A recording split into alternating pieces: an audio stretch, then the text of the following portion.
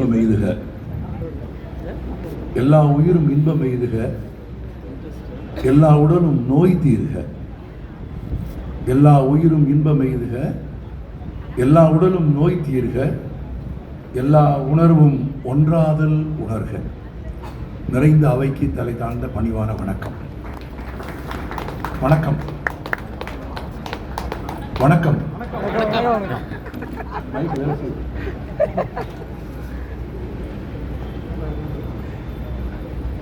இன்றைய புத்தக திருவிழாவில் உரையாற்றுவதற்கு முன்பு, எனக்கு தரப்பட்ட தலைப்பில் உரையாற்றுவதற்கு முன்பு 2-3 செய்திகளை உங்களோடு பகிர்ந்து கொண்டு பிறகு பேச வேண்டும் என்று விரும்புகிறேன். முதல் செய்தி நன்றி உரை. இல்லை, அதுக்கு நாங்கள் ஆள் வச்சிருக்கோம், அவர் கடைசியாக சொல்லுவார் என்பது உங்கள் புன்னகையில் எனக்கு தெரிகிறது.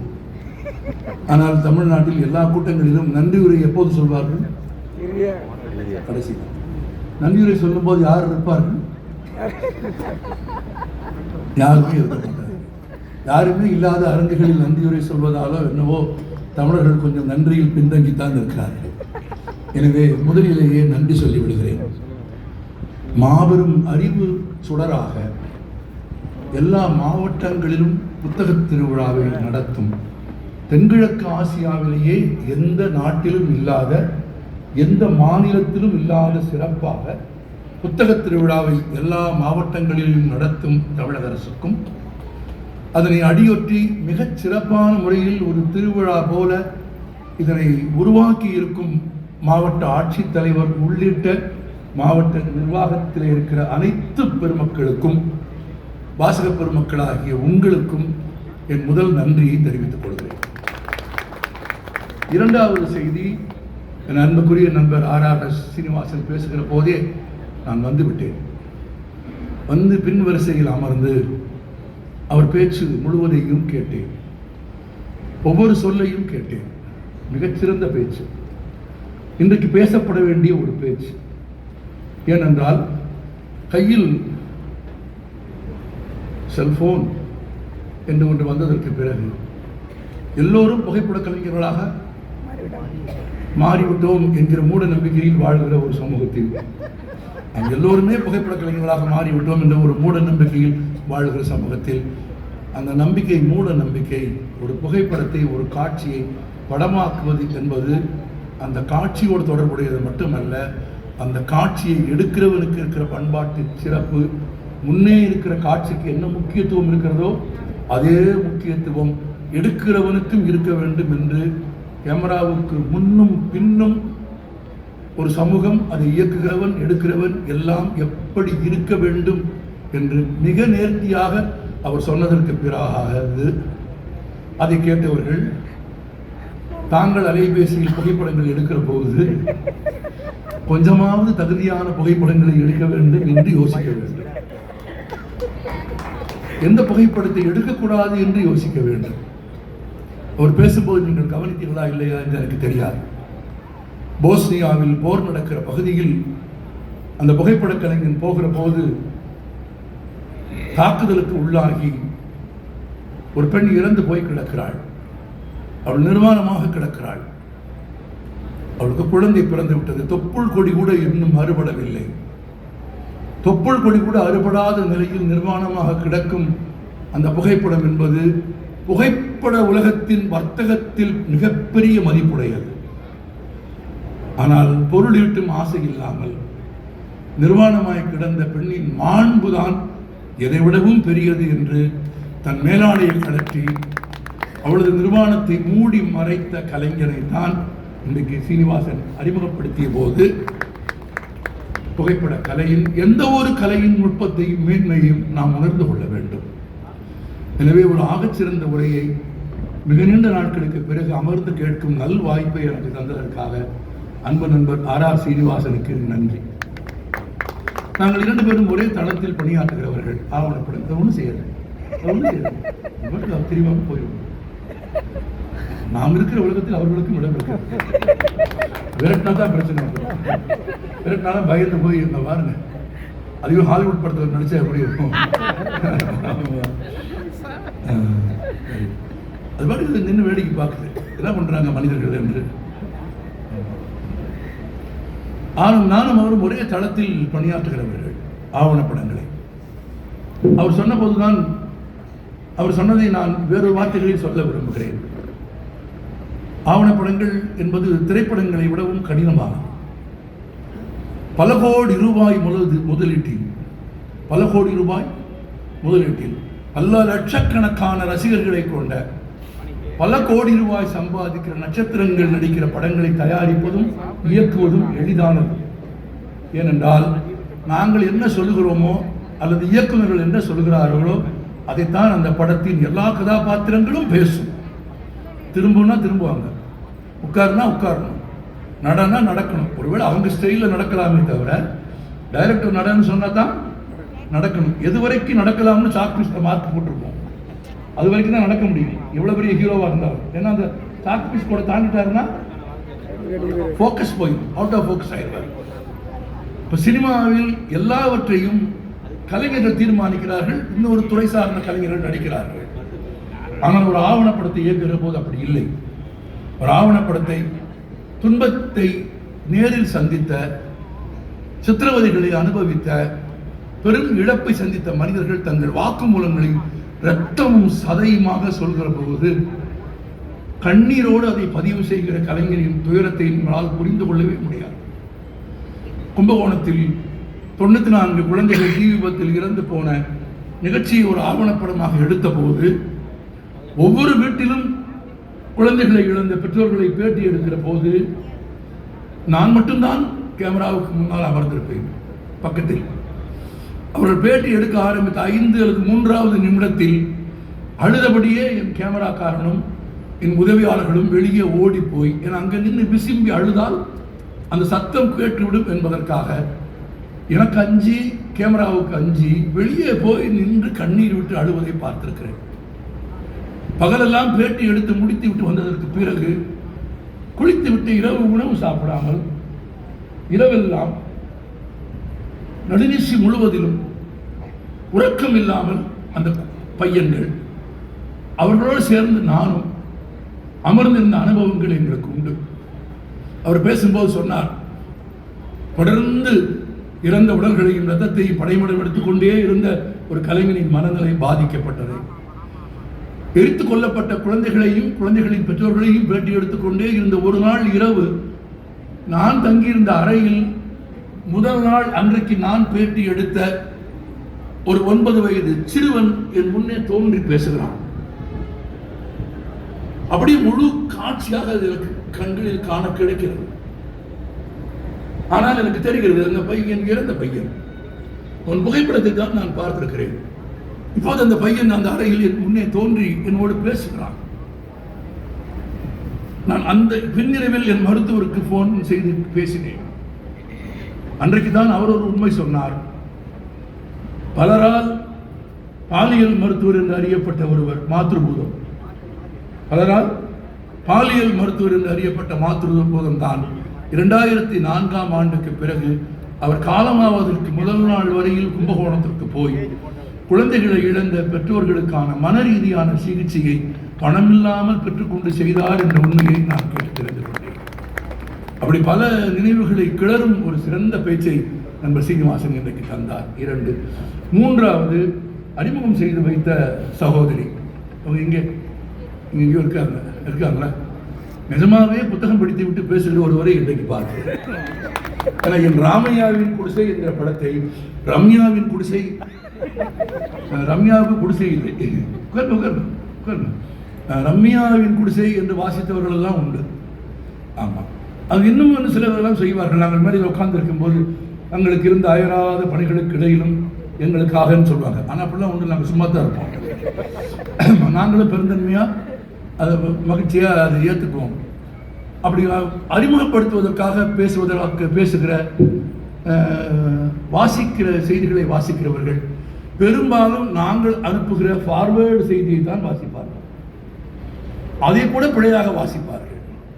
ஆனால் அப்படியெல்லாம் இல்லாமல் நான் எழுதிய ஒரு சிறுகதையில் இருக்கிற அப்பத்தாவையும் அப்பத்தாவின் கணவரையும் அப்பத்தாவை விரும்பி மனம் செய்து கொள்ள முடியாமல் போனதால் வாழ்நாள் முழுவதும் திருமணம் செய்து கொள்ளாமல் இருந்த கண்ணுச்சாமியையும் வாசித்துவிட்டு பேசிய ஒரு தலைமுறையை, ஒரு மகளை பார்த்தபோது எனக்கு நம்பிக்கை வருகிறது. தமிழையும் தமிழர்களையும் யாராலும் அழிக்க முடியாது. தமிழையும் தமிழர்களையும் யாராலும் அழிக்க முடியாது, தமிழர்களை தவிர. ஒருவேளை ஒரு கேடு தமிழுக்கு வந்தால் அது தமிழர்களாலே தான் வரும். அது எப்படியெல்லாம் வரும் என்று நான் பிறகு சொல்கிறேன்.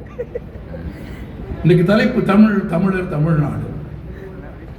மிக முக்கியமான ஆழமான சில செய்திகளை நான் உங்களுக்கு சொல்ல விரும்புகிறேன்.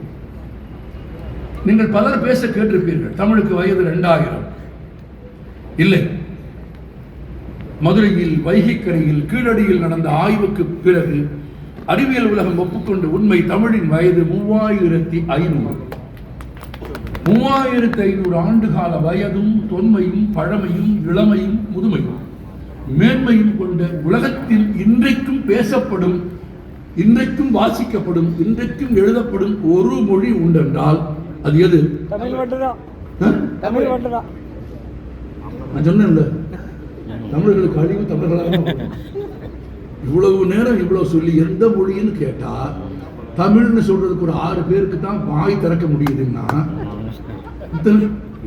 தெரியல என்ன பிரச்சனைன்னு சொல்லுங்க. 3500 ஆண்டுகளை கடந்து தொன்மையும் மேன்மையும் இளமையும் கொண்ட உலகின் ஒரே மொழி எது? சொல்லுங்க, வாய் திறந்து பேசுங்க. நானா இருந்தாலும் சரி, நீங்களா இருந்தாலும் சரி, இருக்கிற வரைக்கும் தான் பேச முடியும் இல்லையா? இல்லைன்னு ஆனதுக்கு பிறகு மற்றவங்க தான் பேசுவாங்க.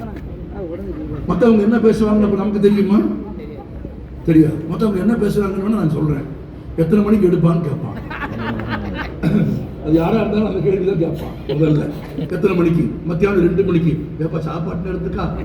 கொஞ்சம் தள்ளி எடுக்கக்கூடாதா? இவ்வளவுதான் நம்ம வாழ்க்கை. புத்தன் ரொம்ப அழகாக சொல்கிறான், இந்த உடம்பில் 9 துவாரங்கள் இருக்கின்றன. 9 துவாரங்களில் இருந்து வெளிப்படும் கொஞ்சம் கொஞ்சம் நான் தான் பேசுவேன், நீங்க பேசுறேன். நான் பேசுறது எனக்கு உதவி செய்யும். புத்தன் சொல்லுகிறான், உடம்பில் இருந்து வெளிப்படும் 9 துவாரங்களில் இருந்து வெளிப்படும் பொருட்களும் நறுமணமற்றதாக இருக்கிறது. சொற்களுடைய தன்மையை பாருங்கள். துர்நாற்றம் புத்தன் சொல்லல. உடம்பில் 9 துவாரங்கள் இருக்கிறது. 9 துவாரங்களில் இருந்து வெளிப்படும் பொருட்களும் நறுமணமற்றதாகத்தான் இருக்கிறது. வாயிலிருந்து வரும் சொற்களாவது நறுமணம் மிக்கதாக இருக்கட்டும் என்று புத்தன் சொல்லுவான். இப்போது சொல்லுங்கள், 3500 ஆண்டுகளை கடந்து தொன்மையும் இளமையும் மேன்மையும் கொண்ட உலகின் ஒரே மொழி எது? நன்றி. அது மட்டும் தமிழின் சிறப்பு இல்லை. தொன்மை, வயதில் மூத்தது தமிழ். அதுபோல மூத்த இன்னொரு மொழி என்றால் 2000 ஆண்டுகளை கடந்த சீன மொழி. அதற்கு பிறகு வேறு மொழிகள் என்றால் 4 மொழிகள்: கிரேக்கம், லத்தீன், ஈப்ரு, சமஸ்கிருதம். ஆனால் பிற மொழிகளுக்கு இல்லாத, பிற மொழிகளில் காண முடியாத ஒரு சிறப்பு தமிழுக்கு உண்டு. வயதில் மூத்தவர் என்பதாலேயே, வயதில் மூத்தது என்பதாலேயே ஒன்று சிறப்புடையதாக ஆகாது. நீங்க அழகாக சொன்னீங்க, உங்க தாத்தாவை. ஆமா, எனக்கு அந்த அனுபவம் உண்டு. ஆமா, எங்க தாத்தா 2 வேலை செய்யணும். பேப்பர் படிக்கணும் ஒண்ணு, 2வது காலை வைக்கணும். ஆமா, தூங்கிட்டார் நம்பி காலை எடுத்த உடனே அப்படின்னு திரும்ப அமுக்கணும். ஆமா, நீங்களும் நானும் ஒரு தலைமுறையை கொடுத்து வைத்தவர்கள். அவர் சொன்னது மாதிரி நமக்கு தாத்தாக்கள் இருந்தார்கள். நம் தலைமுறை குழந்தைகளுக்கு தாத்தாக்களே இல்லை. தாத்தாக்களை கிராமங்களில் விட்டுவிட்டு, தனிமையில் தவிக்க விட்டுவிட்டு, அல்லது முதியோர் இல்லங்களுக்கு அனுப்பிவிட்டு, தாத்தாக்கள் இல்லாத தனித்த ஒரு வாழ்க்கைக்கு தான் இன்றைக்கு நகர்ப்புற வாழ்க்கை போயிருக்கிறது. மரமேறி பழம் தின்ன வாழ்க்கை தொலைந்து, மரமேறி பழம் தின்ன வாழ்க்கை தொலைந்து, படியேறி காசு பொறுக்குகிற வாழ்க்கைக்கு போய்விட்டோம். இந்த வாழ்க்கையில் கல்வி இல்லையா? இல்லை. ஒருவர் இன்னொரு பேசுவதற்காக கண்டுபிடிக்கப்பட்ட கருவிதான் அலைபேசி, இல்லையா? ஒருவர் இன்னொரு பேசுவதற்காக கண்டுபிடிக்கப்பட்ட கருவி அலைபேசி. ஆனால் ஒரு வீட்டுக்குள் போங்கள், 5 அலைபேசி இருக்கும். 5 பேரும் எவனோடு பேசிக்கொள்ள மாட்டான். எல்லாம் அவரவர்கள் அலைபேசியோடு பேசிக் கொண்டிருப்பார்கள். 5 சார்ஜர் வேற. 5 பேரும் தலை குனிஞ்சுதான் இருப்பான். அந்த குடும்பத்தில் பிறந்ததற்காக வெட்கப்பட்டு 5 பேர் பேசுவதற்காக கண்டுபிடிக்கப்பட்ட கருவி வந்ததற்கு பிறகுதான் மனிதர்கள் தங்களுக்குள் பேசுவதை தொலைத்து விட்டார்கள். வாசிப்பதற்கு புத்தகங்கள் இருந்ததால் எனக்கு இன்றைக்கு பயன்படுகிறது.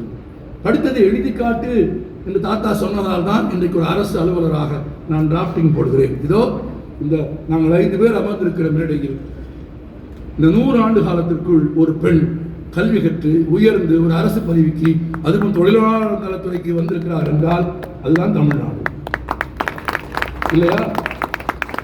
நீங்கள் எந்த மாநிலத்தையும் பார்க்க முடியாது. இந்த அரங்கத்திலேயே கேட்கிறேன், 100 ஆண்டுகளுக்கு முன்பு எந்த தாத்தா படித்தார்? படிக்கவில்லை. தாத்தாவின் அப்பா பேர் யாருக்காவது தெரியுமா? தெரியாது. சில நாட்களுக்கு முன்பு ஒரு நண்பர் இடத்தில் சொன்னார், தமிழர்கள் ஆவணப்படுத்த தவறிவிட்டார்கள். இல்லை, இடைக்காலத்தில் சங்ககாலத்தில் 49 பெண்பால் புலவர்கள் வாழ்ந்த தமிழ்நாட்டில் இடைக்காலத்தில் எங்கள் மொழியை நீங்கள் பறித்துக் கொண்டு போய்விட்டீர்கள், எங்கள் கல்வியை நீங்கள் பறித்துக் கொண்டு போய்விட்டீர்கள். நாங்கள் தான் படிக்க வேண்டும், மற்றவர்கள் படிக்கக்கூடாது என்கிற நியதியை நீங்கள் உண்டாக்கினீர்கள். என் முப்பாட்டனையும் அவன் தந்தையையும் எங்கள் வீட்டில் இருந்த மூத்தவர்களையும் கைநாட்டு போடுகிற இடத்திற்கு நீங்கள் கொண்டு போய் விட்டு விட்டீர்கள். இப்போது சொல்கிறீர்கள் தமிழன் ஆவணப்படுத்த தவறிவிட்டான் என்று. இல்லை, சமூக நீதிக்கான போராட்டம் தொடங்கிய பிறகு தமிழன் படிக்க ஆரம்பித்து விட்டான். 1925ஆம் ஆண்டு தமிழ்நாட்டில் பெண் கல்விக்கு ஒரு பள்ளி கிடையாது. 2026 தமிழ்நாட்டில் திருநெல்வேலியில் புத்தக கண்காட்சி மேடையில் ஒரு பெண் அதிகாரி அமர்ந்து கல்வியின் சிறப்பை பேசுகிறார் என்றால் 100 ஆண்டுகளில் தமிழன் செய்த கல்வி புரட்சி அது. ஏன்? தமிழ் ஒன்றுதான் எல்லா மொழியும் பேசுகிறது, எல்லா மொழியிலும் இலக்கியம் இருக்கிறது. தமிழுக்கும் பிற இலக்கியங்களுக்கும் என்ன அடிப்படையான வேறுபாடு என்று நீங்கள் தெரிந்து கொள்ளுங்கள். வயதில் மூத்தது என்பதால் மட்டும் தமிழ் பெருமை உடையதல்ல, தமிழ் என்ன பேசியது என்பதால் தான் பெருமை. ஆங்கிலத்தில் சொல்வார்கள், what is the meaning of a language? It's a medium of communication. மொழியியல் வல்லுநர்கள் சொல்கிற வார்த்தை இதுதான், தொடர்பு கொள்வதற்கான ஒரு சாதனம். நான் என்ன பேசுகிறேன் என்பதை நீங்கள் தெரிந்து கொள்ளவும், நீங்கள் என்ன பேசுகிறீர்கள் என்பதை நான் தெரிந்து கொள்வதற்குமான ஒரு கருவி, சாதனம் மொழி. ஆனால் என்ன பேசுகிறோம் என்பதுதான் அந்த மொழியின் சிறப்பை உண்டாக்குகிறது. எதை சொல்லுகிறோம் என்பதுதான் மொழியின் உயர்வை உண்டாக்குகிறது. சீனமும் கிரேக்கமும் லத்தீனும் ஈப்ருவும் சமஸ்கிருதமும் சொல்லாததை தமிழ் சொன்னது, பிறப்புக்கும் எல்லா உயிர்க்கும் என்று 2000 ஆண்டுகளுக்கு முன்பு சொன்னது. அது மட்டும் சொல்லவில்லை தமிழ், எல்லோரும் படிக்கலாம் என்று சொன்னது தமிழ். கற்க கற்க கசடர நிற்க அதற்கு தக. ஒரு ஆள் மட்டும் சொல்லுங்க, மற்றவங்க படிக்கலையா? கற்க சேர்ந்து சொல்லுங்க. கற்க கசடர கற்பவை கற்றபின் நிற்க அதற்கு தக. 2000 ஆண்டுகளுக்கு முன்பு தமிழர் எழுதினான். இன்றைக்கு உரையாசிரியர்கள் நயம் எழுதுகிறார்கள். தமிழில் எழுதப்பட்ட இந்த திருக்குறளில் ஒரு சொல் கூட மெல்லினமோ இடையினமோ கிடையாது, எல்லா சொல்லும் வல்லினம். உரையாசிரியர் எழுதுகிறார்கள், வலியுறுத்தி சொல்வதற்காக வள்ளுவன் வல்லினத்தை பயன்படுத்தினான். இன்னொரு உரையாசிரியர் எழுதுகிறான், இந்த குறளில் துணைக்காலே இல்லை. ஆமா, இல்லை. கற்க கசடர கற்பவை கற்றபின் துணைக்கால் இல்லை. அந்த உரையாசிரியர் எழுதுகிறார், கற்றவனுக்கு துணைக்கால் தேவைப்படாது. நான் சொல்லவில்லை, உரையாசிரியர் எழுதுகிறார்கள், கற்றவனுக்கு துணைக்கால் தேவைப்படாது என்பதால் வள்ளுவன் என்ன சொல்லிவிட்டு போயிருக்கிறான், படித்தவனுக்கு யார் துணையும் தேவைப்படாது என்பதால் துணைக்கால் இல்லாத ஒரு குறளை வள்ளுவன் எழுதினான். இன்னொரு உரையாசிரியர் எழுதுகிறார், 7 சீர் இருக்கிறது. ஆமா, அந்த குறள் எல்லாருக்குமே தெரியும். அது தமிழ்நாட்டில் மனப்பாட பகுதியில் இருந்தது. மனப்பாட பகுதியில் இருந்தால் நம் தமிழ் மலையாளத்துக்கு போகிறவரை பத்திரமாக வைத்திருப்பாங்க. எனக்கு நம்பிக்கை இருக்கிறது. இப்போ லீவ் எழுதி சொல்லி பேப்பர் கையில் கொடுங்க, ஆஸ் ஐ ஆம் சஃபரிங் ஃப்ரம் தான் ஆரம்பிக்கும். வேற மாதிரி ஆரம்பிக்கவே தெரியாது. ஏன்னா அது 7ஆம் வகுப்பில் ஆங்கில துணைப்பாடத்தில் write a letter to your teacher அப்படின்னு எழுதுறதுக்கு ஆஸ் ஐ ஆம் சஃபரிங் ஃப்ரம் ஃபீவர், இது எங்கே வரைக்கும் வந்துருச்சு தெரியுமா உங்களுக்கு? As I am suffering from my brother's marriage, I request you to grant me 2 days medical leave. Brother's marriage suffering தான், அது புரியுது. ஆனா அந்த மெடிக்கல் லீவ் போட முடியுமா? கொடுப்பீங்களா? கொடுக்க மாட்டோம். அவ்வளவுதான்.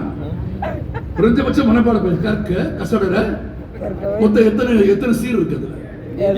7 இருக்கிறது. ஒரு உரையாசிரியர் எழுதுகிறார், இந்த 7 சீர்களிலும் இந்த குறளுக்கு ஒரு சிறப்பு உண்டு. முதற்சீரே 6 சீருக்கும் முன்னால் வரும். பிற குறளுக்கு இல்லாத பெருமை இதற்கு உண்டு.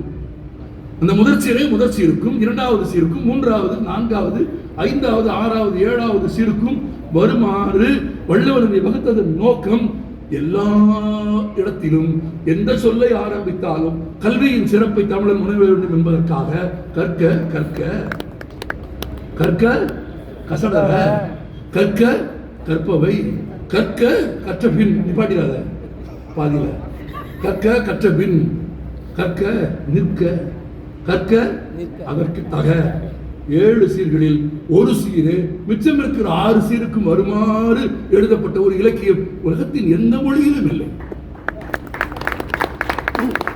நான் இது திருக்குறளின் சிறப்பை சொல்வதற்காக சொல்லவில்லை, தமிழர்களின் சிறப்பை சொல்வதற்காக சொன்னேன். எல்லோரும் படிக்க வேண்டும் என்று விரும்பியவர்கள் தமிழர்கள். நாங்கள் மட்டும்தான் படிக்க வேண்டும், மற்றவர்கள் படிக்க கூடாது என்று சொன்னவர்கள் தமிழர்கள் இல்லை. தன் மொழியை தேவ பாஷை என்று தமிழர்கள் சொன்னது இல்லை. என் மொழி தேவ பாஷை, பிற மொழிகள் நீச பாஷை என்று தமிழர்கள் படித்தது இல்லை. யார் படித்தது என்று உங்களுக்கு தெரியும், நீங்கள் விசாரித்து தெரிந்து கொள்ளத்தான் வேண்டும். சமஸ்கிருதம் தேவ பாஷை, தமிழ் நீச பாஷை என்று சொன்னார்கள். என் மொழி கடவுளின் மொழி, உன் மொழி இழிவான மொழி என்று தமிழை பார்த்து சொன்னார்கள் வடமொழி கற்றவர்கள். ஆனால் தமிழன் ஒருபோதும் தன் மொழி தேவ மொழி என்று சொன்னதில்லை, பிற மொழியை தாழ்மையான மொழி என்று சொன்னதில்லை. ஒருபோதும் பிறரை தாழ்த்தும் பண்பு தமிழுக்கு இருந்ததில்லை, தமிழருக்கு இருந்ததில்லை. இன்னும் சொல்ல போனால் உன் மொழி தேவ மொழிதான், நீ கடவுளை பாடுவதற்கு அதை பயன்படுத்திய மொழிதான், கடவுளோடு பேசுவதற்கு நீ இன்றைக்கும் பயன்படுத்துகிற மொழி அதுதான். எனக்கு தெரியும், நீ கடவுளோடு பேசுகிற மொழி அது, கடவுளை பாடுகிற மொழி அது, கடவுளை போற்றுகிற மொழி என்று எனக்கு தெரியும். ஆனால் உன் மொழி கடவுளை பாடுவதற்கும் கடவுளை போற்றுவதற்கும் கடவுளோடு பேசுவதற்கும் நீ பயன்படுத்தும் மொழி. ஆனால் என் மொழி அப்படி இல்லை. கடவுளே என் மொழிக்காரனை கூப்பிட்டு என்னை தமிழால் பாடு என்று கேட்ட மொழி, எம்மை தமிழால் பாடுக என்று இறைவன் கேட்ட மொழி. எழுதியவன் யார்? தமிழன். இம்மை பயக்குமால் ஈய குறைவற்றால் தம்மை விளக்குமால் தாமுடரா கேடின்றால் எம்மை உலகத்தில் ஞான் காணோம் கல்வி போல் மம்மர் அறுக்கு மருந்து என்று எழுதியது நாலடியார். 3ஆம் நூற்றாண்டு. எல்லோரும் படிக்க வேண்டும் என்று எழுதியவன் தமிழன். தமிழ் மொழி அறம் பொருள் இன்பம் வீடு பயக்கும் குமரகுருபரர். புறங்கடையின் நல்லிசை நாட்டும் உருங்கவல் என்று உற்றுளியின் கை கொடுக்கும்.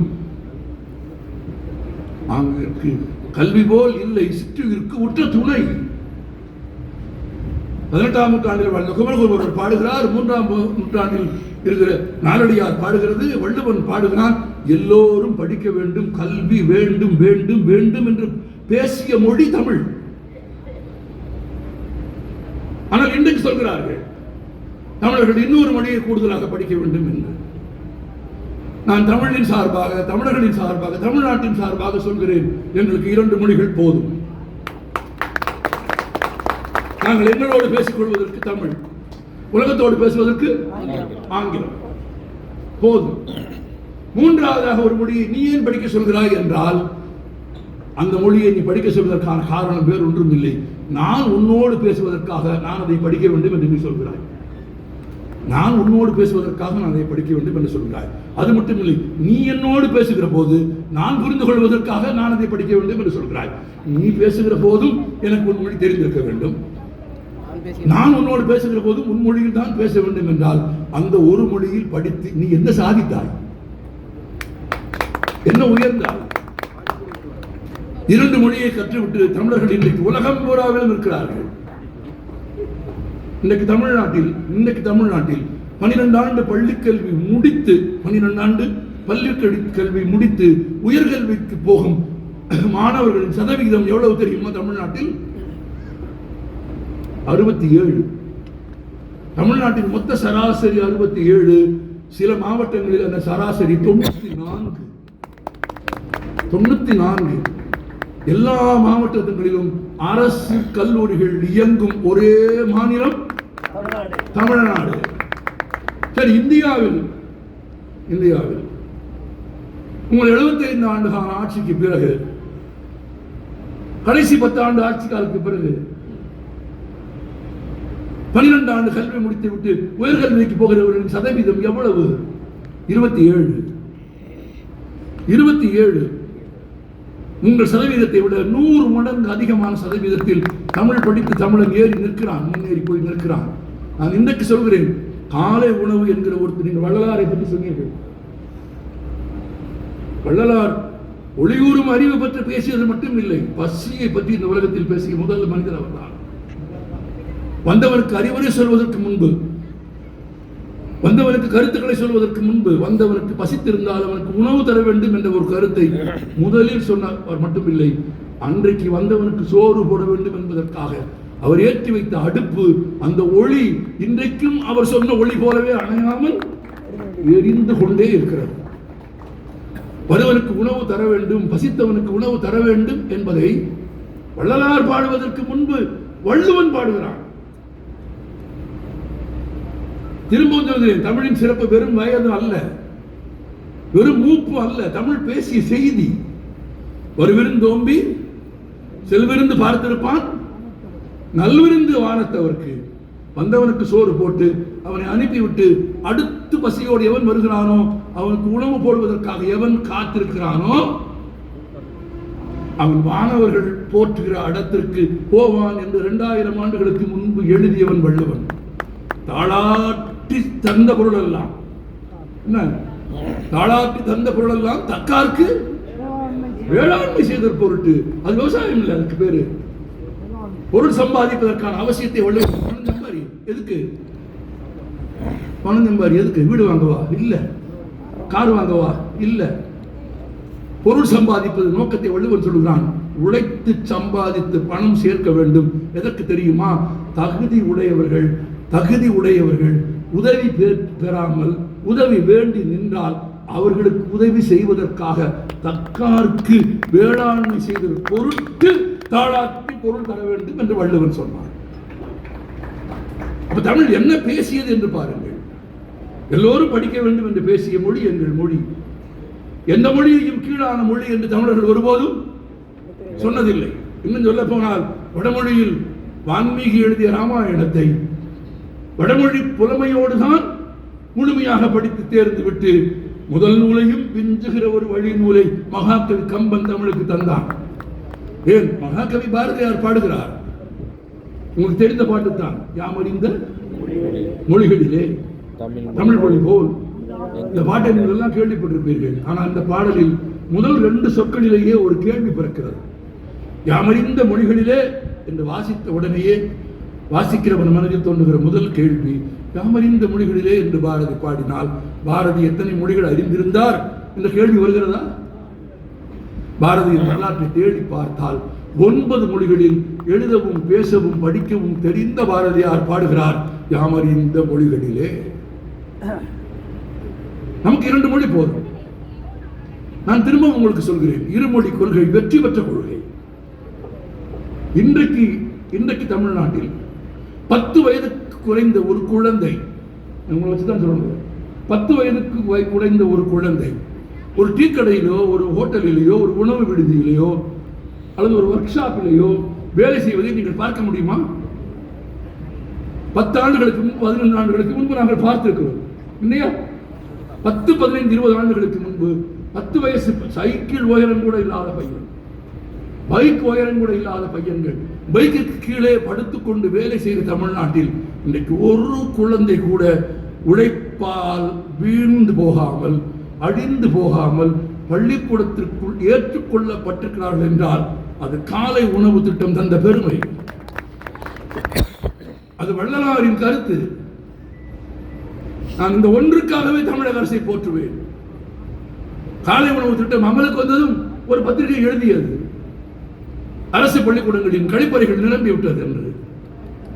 குழந்தைகள் சாப்பிடுவதால் அரசு பள்ளிக்கூடங்களின் கழிப்பறைகள் நிரம்பி விட்டது என்று எழுதியவர்களுக்கு சொல்கிறேன், உன் புத்தி கழிப்பறையாக இருக்கிறது. உன் சிந்தனையில் பெயர் சொல்ல முடியாத கழிப்பறை கழிவுகள் தான் நிறைந்திருக்கிறது. பச்சை குழந்தைகள் பசித்து உணவு உண்பதையும் அந்த குழந்தைகள் காலை கடனை தீர்ப்பதையும் பகடி செய்த ஒரு எழுத்தும் ஒரு பேனாவும் இருக்குமானால் அது தமிழர்களுக்கு சொந்தமானது இல்லை, அது தமிழர்களுக்கு ஆனது இல்லை, அது மலர் இல்லை, மலம். அப்படி எழுதுவது, அப்படி சிந்திப்பது. ஒரு 2 பேர் கை கட்டுனா அதற்கு நான் பொறுப்பு இல்லை. நம்ம அவர்களுக்கு ஏதாவது தெரிஞ்சிருக்கு அப்படி அப்படி எழுதலாம்.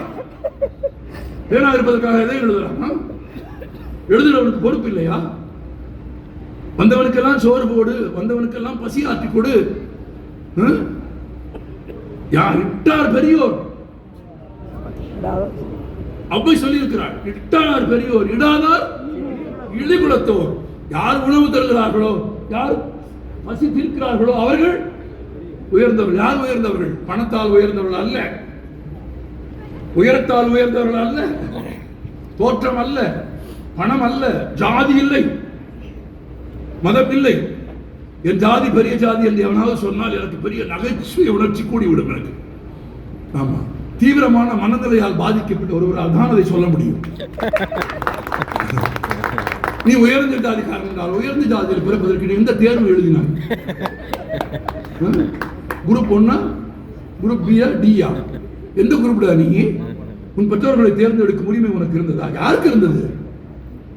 எந்த ஊரில் பிறக்க வேண்டும், எந்த பெற்றோர்களுக்கு பிறக்க வேண்டும், எந்த சாதியில் எந்த மதத்தில் பிறக்க வேண்டும், எந்த மொழி பேசுகிற குழந்தையாக பிறக்க வேண்டும் என்பதை இயற்கை தீர்மானிக்கும் உரிமை நமக்கு தரவில்லை.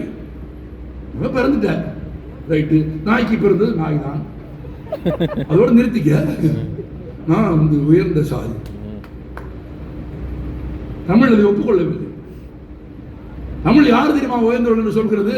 இட்டார் பெரியோர். யார் இட்டார்?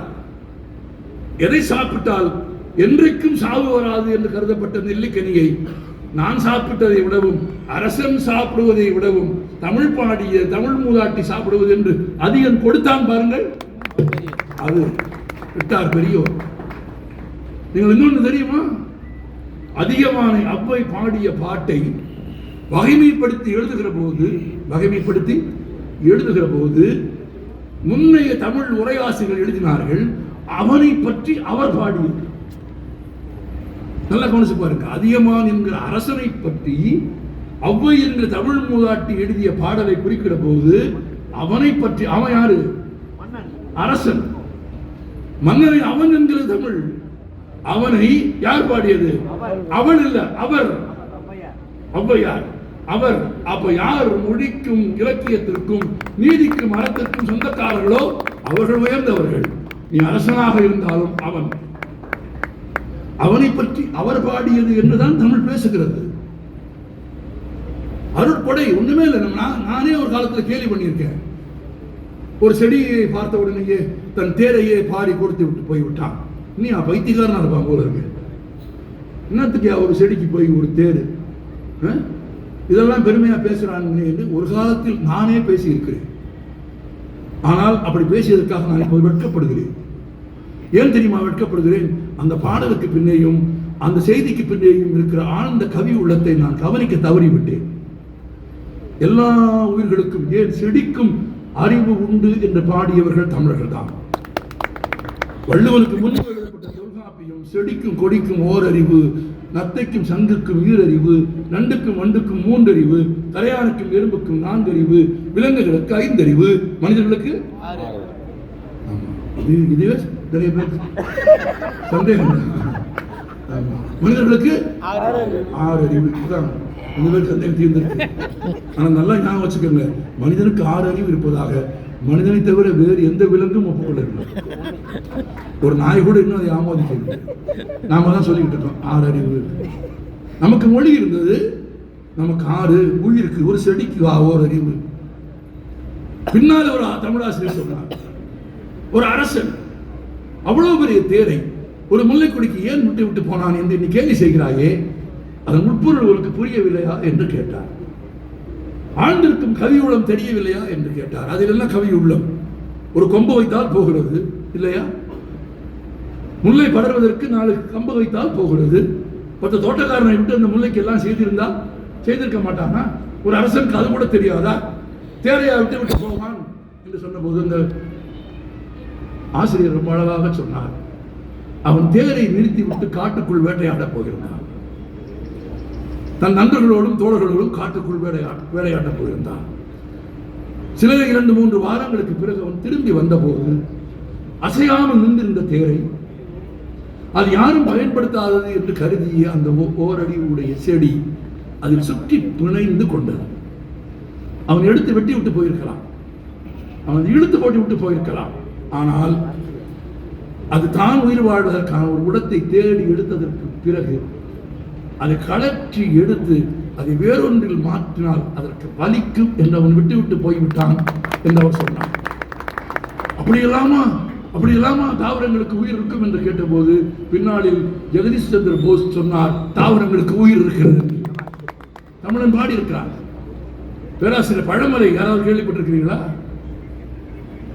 விழுப்புரத்துக்காரர் குரோட்டன்களோடு கொஞ்ச நேரம் ஒரு புத்தகம் எழுதியிருப்பார். ரொம்ப அழகான புத்தகம். ஒரு வீட்டில் நிறைய குரோட்டன்ஸ் வளர்ப்பார், செடி ஊற்றி வளர்ப்பார். ஒரு மனைவி கேட்பாங்க, இருந்துக்கிட்டு எதுக்கு இதெல்லாம் விட்டுருங்க.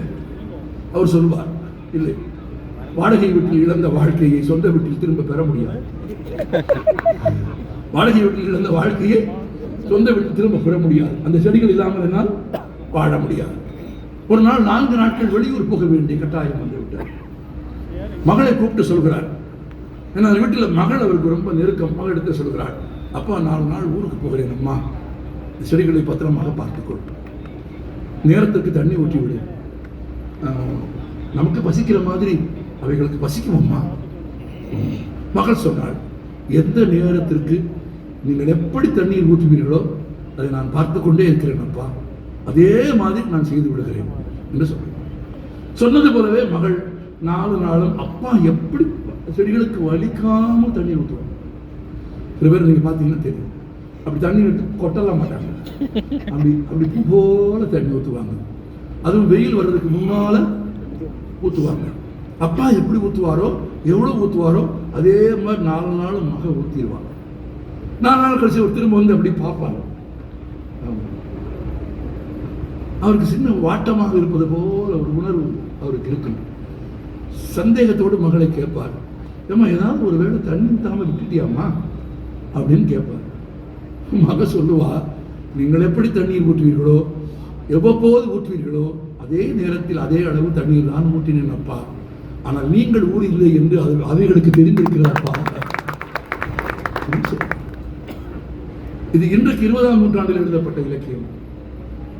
ஆனால் சங்க இலக்கியத்தில் வீட்டின் கொல்லைப்புறத்தில் புன்னை மரத்திற்கு கீழே தன்னை முத்தமிட வந்த காதலனை பார்த்து, இது என் தாய் நட்டு வளர்த்த மரம், இது எனக்கு உடன் பிறந்தவள், என் உடன் பிறந்த சகோதரிக்கு முன்னால் என்னை முத்தமிடாதே என்று தலைவி தலைவனை அழைத்து போனதாக அகப்பாடல் சொல்கிறது என்றால், கொல்லைப்புறத்தில் இருக்கும் மரத்தை கூட உடன் பிறந்தவனாக பார்த்த பண்பாடு எது?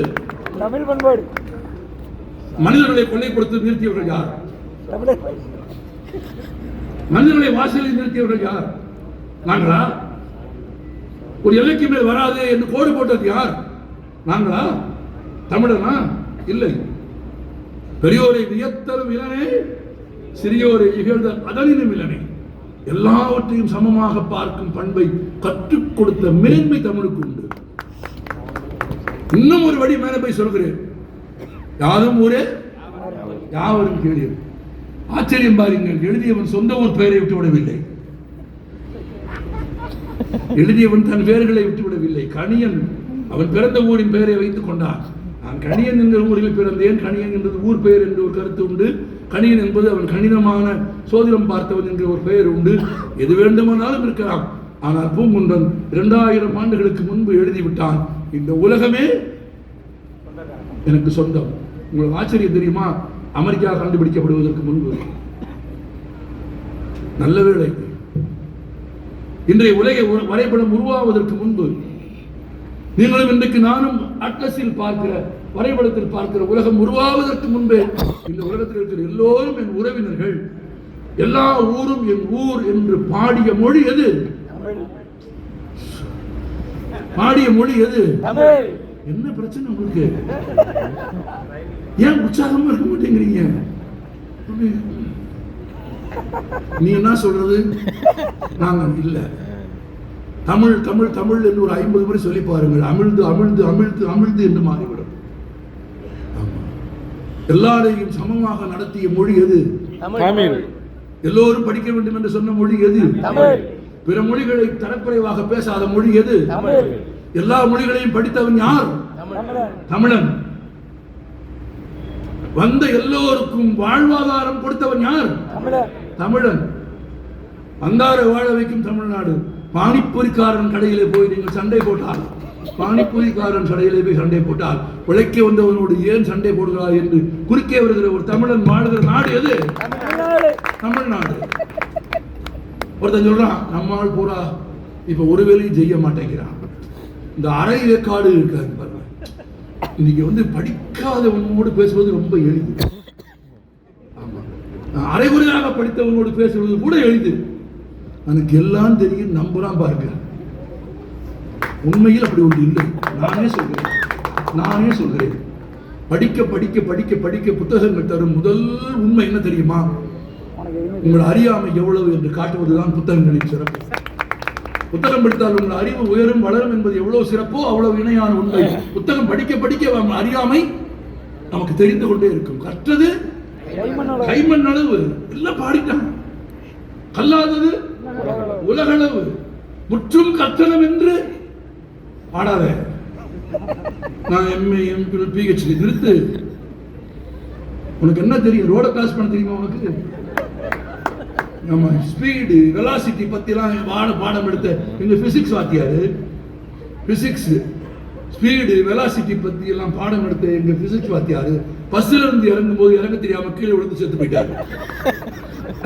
இவ்வளவுதான். முற்றும் கற்றனம் என்று எல்லாரும் கற்ற படிச்சுட்டே இருக்கணும். வாழ்க்கை என்பது அன்றாடம் படிப்பது, அன்றாடம் கற்பது என்று கற்றுக் கொடுத்த மொழி எது? தமிழ். பிறமொழி பகமை இல்லாதவர்கள் யார்? தமிழர்கள். இப்ப நம்மால் சில பேர் சொல்றான், நம்மால் வேலையை செய்ய மாட்டேங்கிறாயா. இந்த ஹோட்டலுக்கு போனா அவன் தான், வட இந்தியர்கள் தான். கட்டிடங்கள் இடத்துக்கு போனா அவன் தான். எங்க பார்த்தாலும் அவங்க தான். நம்மால் வேலையை செய்ய மாட்டேங்கிறான். ஒரு அசலான உண்மையை மறந்து விட்டார்கள். அந்த வேலையெல்லாம் செய்வதை கடந்த இடத்திற்கு தமிழன் போய்விட்டான். தன் கல்விக்கு பிறகு உயர்ந்த வேலைகளுக்கு போவதற்கு தமிழன் தன்னை தயார்படுத்திக் கொண்டு விட்டான். காலியா இருக்கும் அந்த இடங்களுக்கு, அவன் வேலை செய்ய முடியாத அந்த இடங்களுக்கு பிறரை வரவழைத்து சோறு போட்டு இடம் கொடுத்து, இடம் கொடுத்து, சமயங்களில் தேவையானால் வாக்களிக்கும் உரிமையையும் கூட கொடுத்து அணைக்கிறவன் யார்?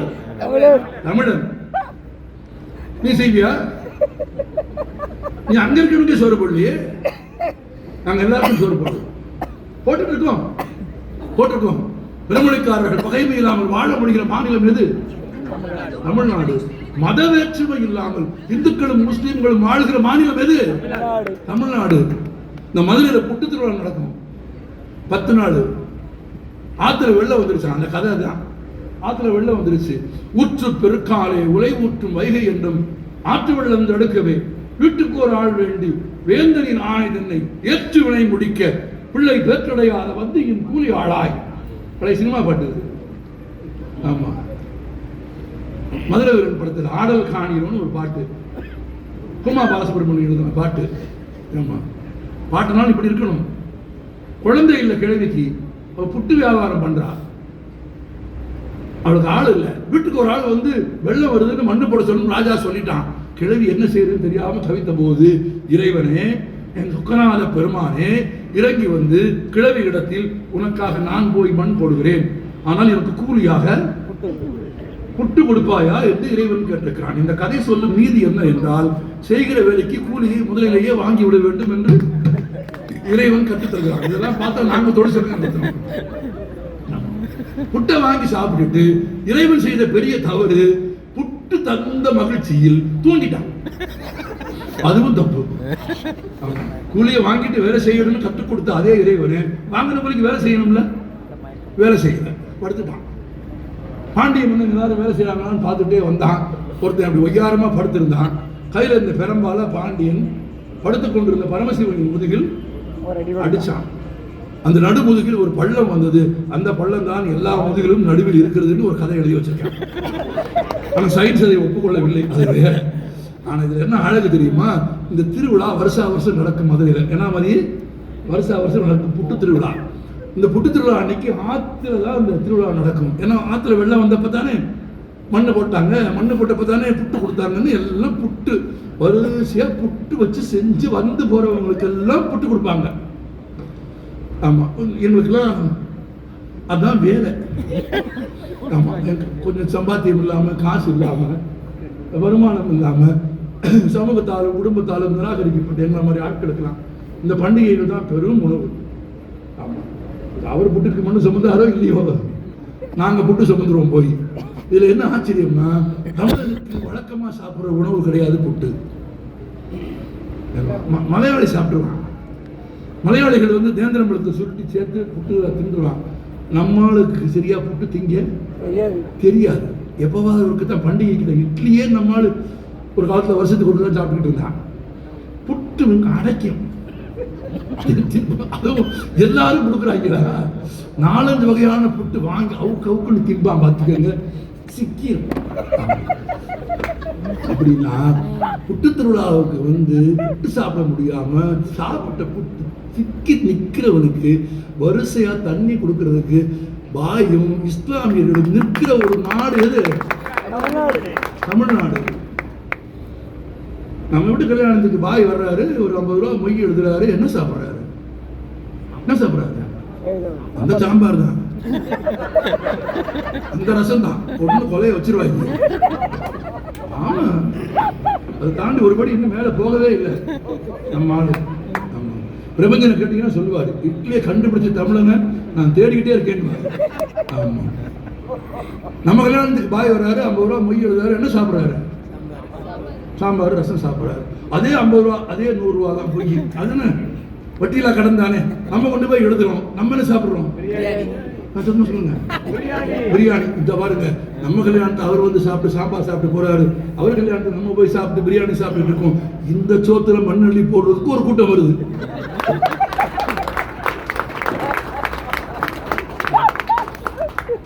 இப்பதான் பிரச்சனையே. கிராமத்தை சாதாரணமா சொல்லுவாங்க, திங்கிற சோத்துல மண்ணள்ளி போடுறது.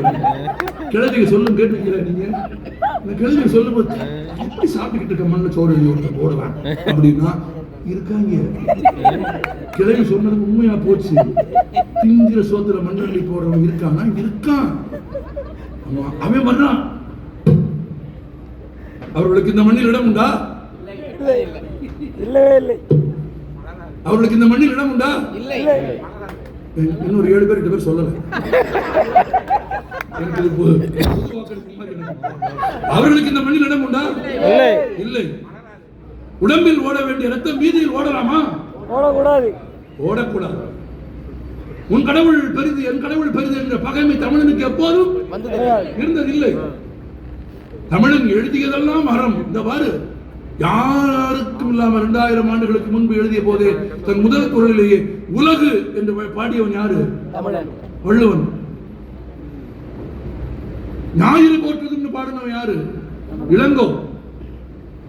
ஒண்ணு உலகத்தை பாடியிருக்கான், இயற்கையை பாடியிருக்கான். கம்பன் பாடுறான், உலகம் யாவையும் தாமுளவாக்கணும். பெரிய புராணம் சேக்கிழார் எழுதுறாரு, உலகெல்லாம் உணர்ந்து ஓதற்கரியவன். எந்த பெரிய காப்பியத்தை எழுதினாலும், எந்த படைப்பை எழுதினாலும் உலகு என்ற சொல்லை தமிழர்கள் ஏன் பயன்படுத்தார்கள் என்றால், எல்லோரையும் அரவணைத்துக் கொண்டு வாழும் பண்பும் மேன்மையும் தமிழுக்கு உண்டு. நீ படிக்காதே என்று சொல்லுகிற பண்பு தமிழுக்கு இல்லை. அப்படி சொல்றவன் இன்னைக்கும் இருக்கானா? இருக்கான். இன்னைக்கு இருக்கான். 5 வருஷம் மெடிக்கல் காலேஜில் படிச்சு முடிச்சதுக்கு பிறகு அவனுக்கு ஒரு பரீட்சை வச்சு அவன் டாக்டரா இல்லையான்னு பரிசோதனை பண்ணு, நியாயம். அவன் டாக்டருக்கு படிக்கிறதுக்கே நீ ஒரு பரீட்சை வைக்கிறீன்னா அப்ப யார் படிக்கணும், யார் படிக்க கூடாதுன்னு நீ நினைக்கிற? இன்றைக்கு தமிழ்நாட்டில் ஆரம்ப சுகாதார நிலையம் இல்லாத கிராமம் உண்டா? 10-12 மருத்துவர்கள் இல்லாத தாலுகா தலைநகரம் ஏதேனும் உண்டா? இந்தியாவின் மருத்துவ தலைநகரம் சென்னை என்று புகழ்பெற்றதற்கு என்ன காரணம்? தமிழ்நாட்டில் இருந்த மருத்துவ கல்லூரிகள் +2 படித்த மாணவர்களுக்கு மாவட்ட வாரியாக மருத்துவ கல்லூரியில் இடம் ஒதுக்கீடு செய்த மாண்பு அது தமிழ்நாட்டை உயர்த்தி இருக்கிறது. அதை தடுக்க நினைக்கிறது ஒரு கூட்டம். நீங்கள் சொன்னால் ஆச்சரியப்படுவீர்கள். கேரளாவின் மிகப்பெரிய கலை ஆட்டம் கதகளி. பார்த்துருக்கீங்களா? கதகளியில் முதன்மை கதாபாத்திரங்களை பேசுகிறவர்கள் தான் வடமொழி பேசுவார். இன்னும் கூட நேரடியாக சொல்லிவிடுகிறேன், யார் பிறப்பால் உயர்ந்தவர்கள் என்று அந்த சமூகம் கருதுகிறதோ, யார் பிராமணர்களாக அல்லது பிரம்மாவின் தலையில் பிறந்தவர்களாக தங்களை தாங்களே கருதிக் கொள்கிறார்களோ அவர்கள் மட்டும்தான் கதகளியில் சமஸ்கிருதம் பேச முடியும்.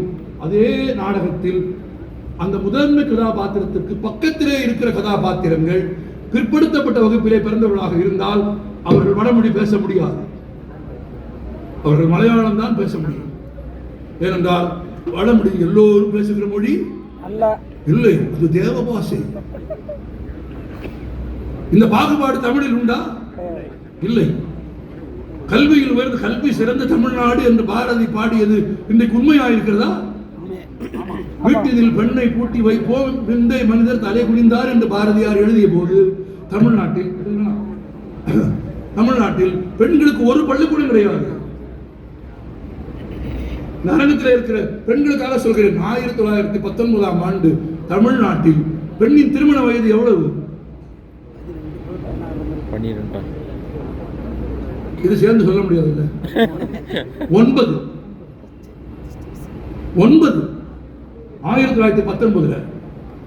1755ஆம் ஆண்டு நிறைவேற்றப்பட்ட இந்து திருமண சட்டத்திற்கு ஆங்கிலேயர்கள் 1919ஆம் ஆண்டு திருத்தம் கொண்டு வந்த போது சட்டக்கல்லூரி முதல்வர் இருக்கிறார். An amendment to 1855 Hindu Marriage Act was implemented by the British in the year 1919.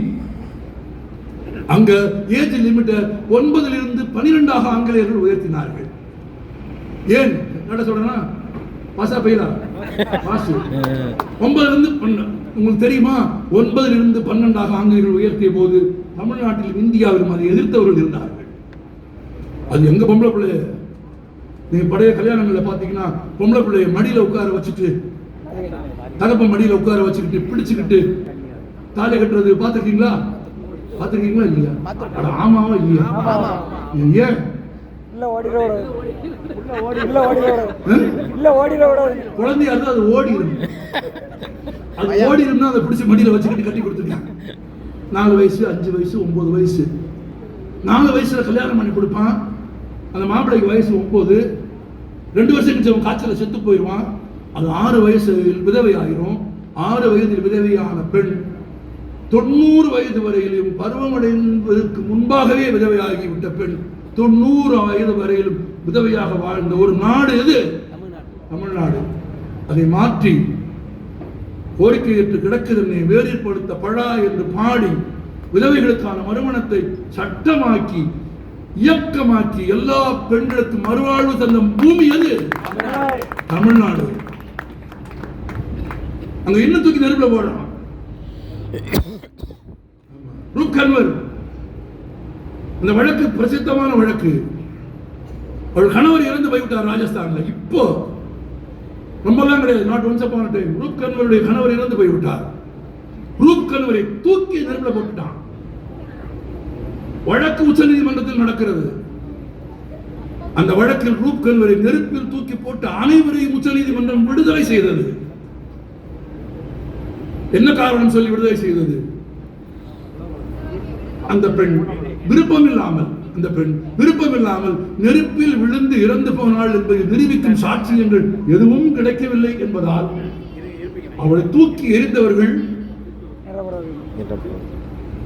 அந்த சிறையில் அவளை சாம்பல் ஆக்கியவர்கள் விடுதலையானார்கள்.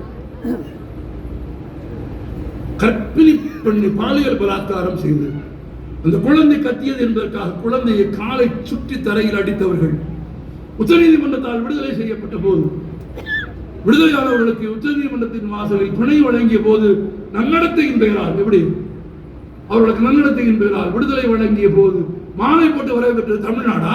இல்லை. இவ்வளவு ஒன்னே ஒன்று எளிமையா சொல்றேன், நான் நிறைவா சொல்லிடுறேன். கன்னியாகுமரியில் டவுன் பஸ் ஏறினா பெண்களுக்கு ஃப்ரீ. கன்னியாகுமரியில் டவுன் பஸ் ஏறினா 2.5 நாள்ல சென்னைக்கு போயிடலாம். கன்னியாகுமரி சுசீந்திரம், சுசீந்திரம் வள்ளியூர்ல இருந்து திருநெல்வேலி, திருநெல்வேலியில இருந்து கோயில்பட்டி, நான் மேப்போடவா? டவுன் பஸ் ஓடுது. கோயில்பேட்டிலேருந்து சாத்தூர், சாத்தூர்லேருந்து விருதுநகர், விருதுநகர்லேருந்து மதுரை, மதுரையிலேருந்து திருமங்கலம், திருமங்கலத்துலேருந்து மேலூர், மேலூர்லேருந்து கொட்டாம்பேட்டை, கொட்டாம்பேட்டிலேருந்து திருச்சி. 2 நாள் கையில் சாப்பாடும் என்ன ஊர் சுற்றி பார்க்க சந்தோஷமான மனநிலையும் இருந்தா கிளம்புங்கன்றேன். நான் பெண்களுக்கு ஆலோசனையே சொல்றேன், கிளம்புங்க. சாப்பாடு மட்டும் அதுக்கு கொஞ்சம் காசு எடுத்துக்கங்க. இப்பதான் 5000 ரூபாய் அக்கௌண்ட்ல போட்டாங்கல்ல, எடுத்துட்டு கிளம்புங்க.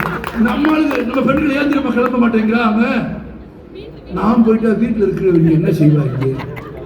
இதுதான் பிரச்சனை. நான் சொல்லி தர்றேன், நீங்க போங்க ஒரு தடவையாவது.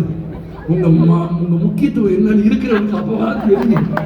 நீங்க இல்லாமலேயே இருந்து நம்ம இல்லைன்னா என்ன பண்ணுவானோ, நம்ம இல்லைன்னா என்ன பண்ணுவானோன்னு உழைச்சி நீங்க இல்லாம போயிருக்கீங்க.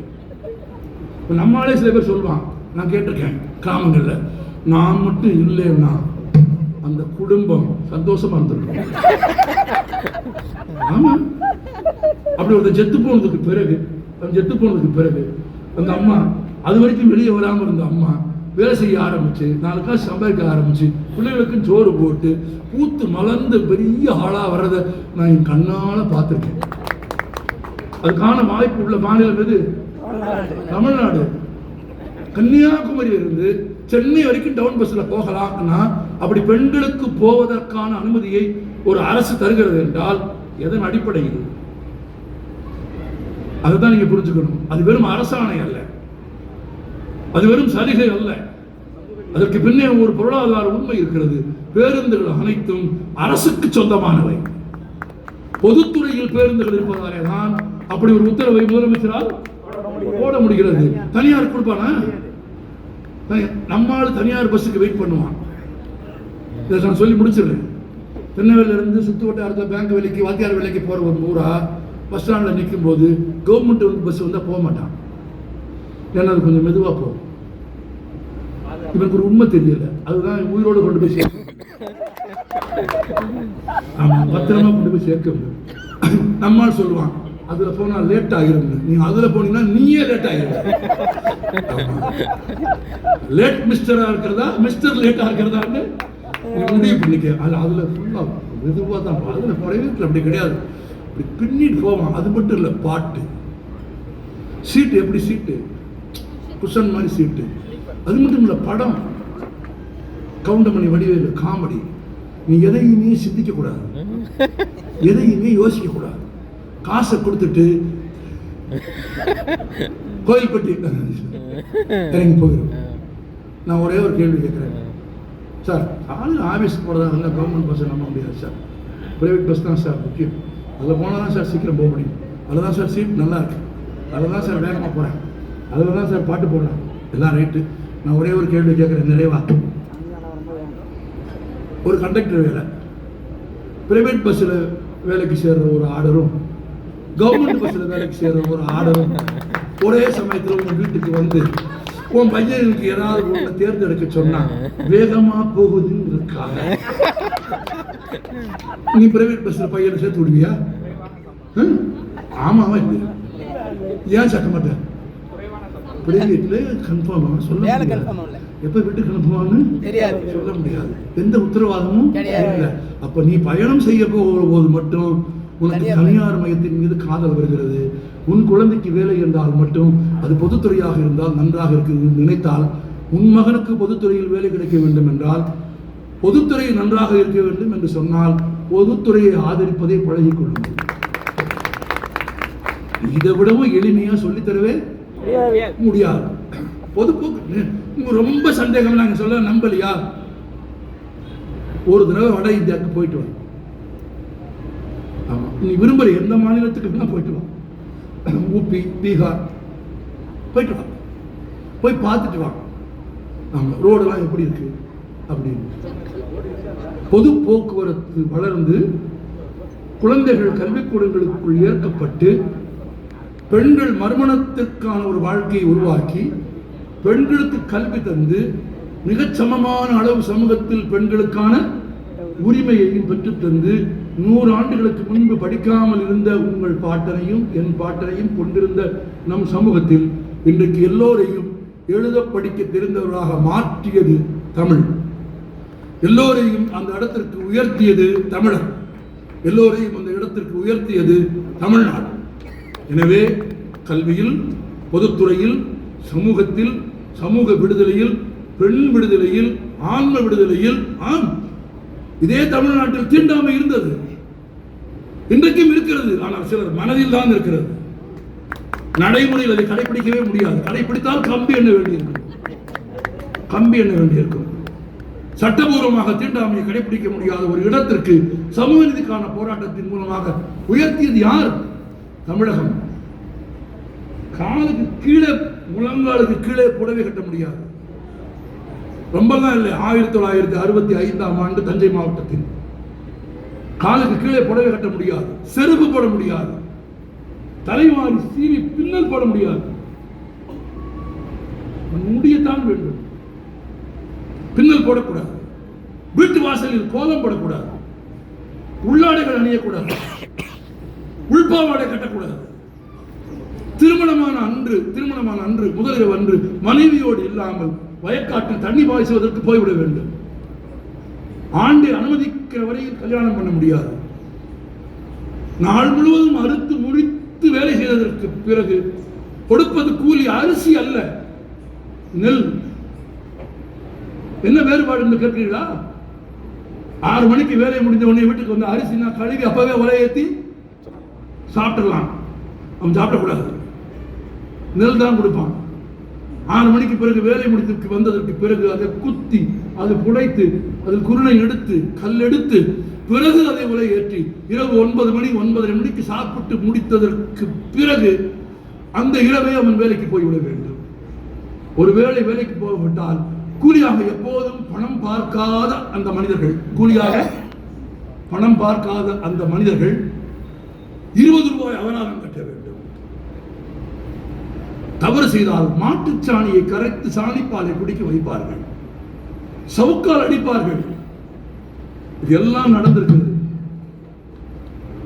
ஏறக்குறைய 50-100 ஆண்டுகளுக்குள், 2000 ஆண்டுகளுக்கு முன்பு தமிழ் முன்வைத்த அந்த அறம் சார்ந்த கோட்பாடுகளை, பிறருக்கு உதவும் பண்பை, பிறருக்காக வாழும் வாழ்க்கையை, பிறரை அடிமைப்படுத்தும் இழிவான எண்ணத்தை போக்கிய உயரத்திற்கு கொண்டு வந்தது எது? தமிழ்நாடு. பாண்டியன் சபையில் கண்ணகி வந்து நின்ற போது பாண்டியன் என்ன கேட்டான்? நீ யாருன்னு கேட்டான். என்ன சொன்னாவா? என் நண்பர்கள் சொல்வார், ஒரு அபிடவிட் எப்படி போடணுங்கிறதுக்கு எக்ஸாம்பிள் மாதிரி அது இருக்கும்.